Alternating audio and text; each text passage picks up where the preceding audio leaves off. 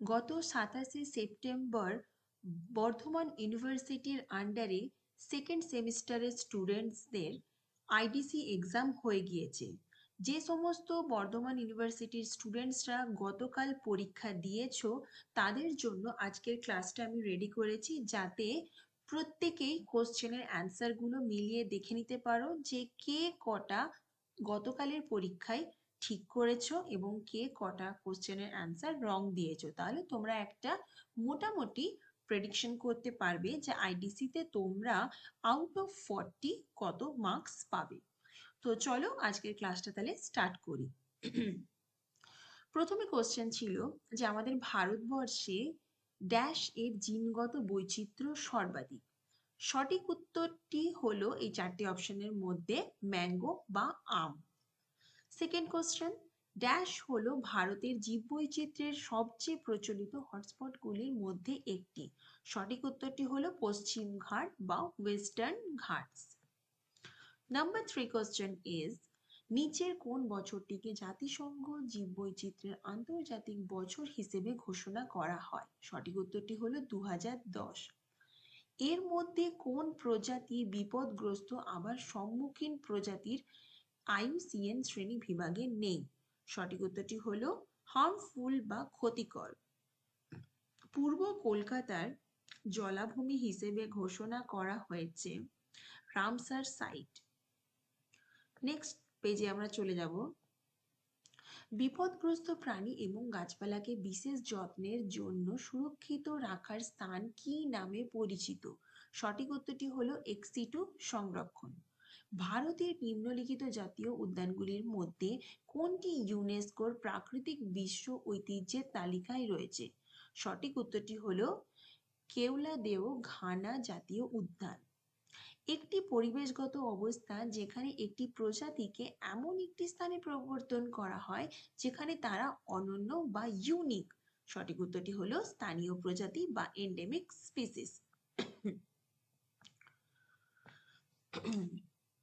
জীববৈচিত্র্য সংরক্ষণের সবচেয়ে কার্যকর উপায় কোনটি? সঠিক উত্তরটি হলো আবাসস্থল সংরক্ষণ করা। যখন একটি নির্দিষ্ট প্রজাতির শেষ ব্যক্তিটি মারা যায় তখন এটি কি নামে পরিচিত? সঠিক উত্তরটি হলো বিলুপ্তি বা এক্সটিংশন।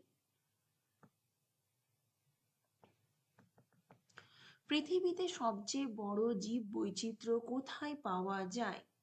সঠিক উত্তরটি হলো অ্যামাজনিয়া রেইন ফরেস্ট, দক্ষিণ আমেরিকা। নিচের মধ্যে কে জীববৈচিত্র্য হটস্পট শব্দটিকে সংজ্ঞায়িত করেছেন? সঠিক উত্তরটি হলো নরম্যান মায়ার্স।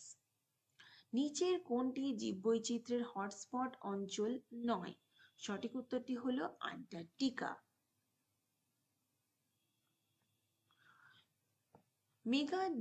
মেগা বৈচিত্র্যপূর্ণ দেশগুলির ধারণাটি প্রথম 1988 সালে কি দ্বারা বিকশিত হয়েছিল? সঠিক উত্তরটি হলো রাসেল মিটারমায়ার। রাসেল মিটারমায়ার হলো সঠিক অ্যান্সার। ভারত থেকে নিম্নলিখিত কোন দুটি অঞ্চল হটস্পট হিসেবে অন্তর্ভুক্ত? চারটি অপশনের মধ্যে সঠিক উত্তরটি হলো পূর্ব হিমালয় এবং পশ্চিম ঘাট। কোন আইনে জাতীয় জীববৈচিত্র্য কর্তৃপক্ষ স্থাপনের বিধান রয়েছে? সঠিক উত্তরটি হলো জীববৈচিত্র্য আইন বা 2002 তে যেটা হয়েছে। ভারতে কয়টি জীববৈচিত্র্যের হটস্পট পাওয়া যায়? সঠিক উত্তরটা হলো 4টে।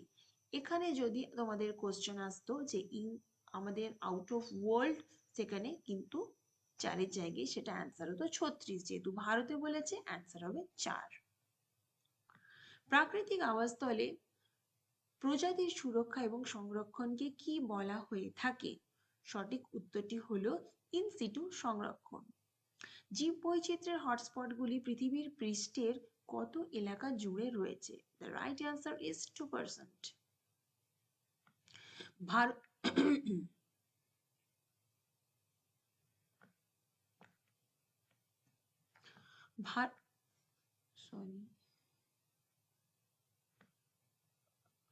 ভারতের জাতীয় জলজ প্রাণী কোনটি? কচ্ছপ, গাঙ্গেয় ডলফিন, নীল তিমি নাকি সামুদ্রিক ঘোড়া?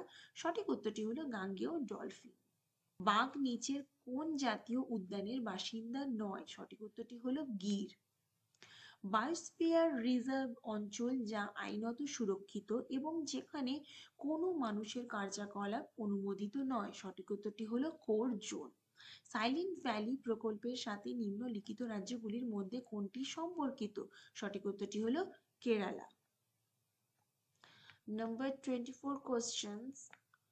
ভারতপুর জেলায় কোনটি পশুর মাস্কট নামে পরিচিত? সঠিক উত্তরটি হলো সারস ক্রেন। নিচের কোনটি জীববৈচিত্র্যের ক্ষতির প্রধান কারণ নয়? এটা আমি একটু কনফিউশনে রয়েছি, তাও যতদূর মনে হচ্ছে রিসোর্স পার্টিনিং বা খাদ্য বিভাজন।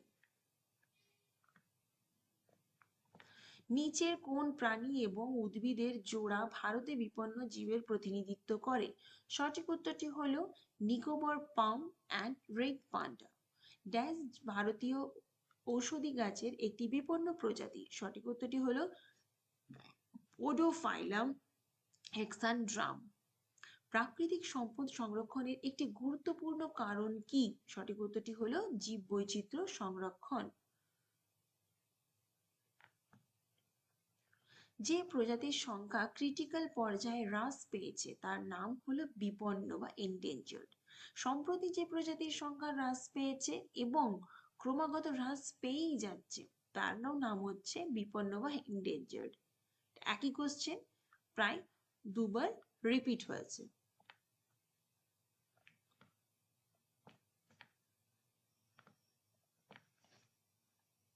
স্ক্রল করতে একটু সমস্যা হচ্ছে।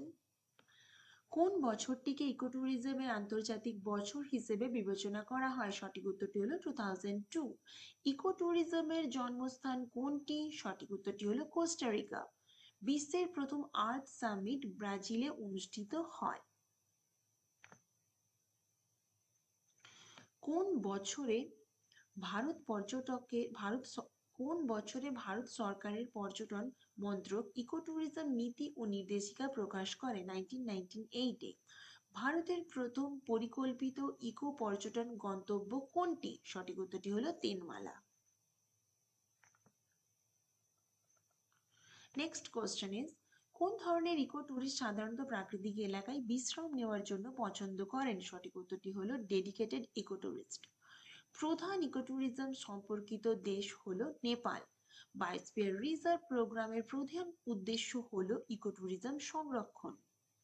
নন্দা দেবী বায়োস্ফিয়ার রিজার্ভ অবস্থিত উত্তরাঞ্চল। গ্রীষ্মমণ্ডলীয় এবং উপগ্রীষ্মমণ্ডলীয় অঞ্চলে কোন ইকোট্যুরিজম রিজার্ভ লবণ সহনশীল ইকোসিস্টেম ম্যানগ্রোভস। আই হোপ তোমাদের সেকেন্ড সেমিস্টারের যে সমস্ত স্টুডেন্টসরা রয়েছে গতকাল আইডিসি বা এমডিসির এনভায়রনমেন্টাল সায়েন্স এক্সামটা দিয়েছো, প্রচুর ইজি কোশ্চেন ছিল। আমি আশা করব যে তোমাদেরকে ক্লাসে স্যার ম্যাডামরা যেটা পড়িয়েছেন বা আমি যেটা পড়িয়েছি তার মধ্যে মোস্ট অফ দ্য কোশ্চেন তোমরা কমন পেয়েছো এবং অ্যান্সারও রাইট করেছো।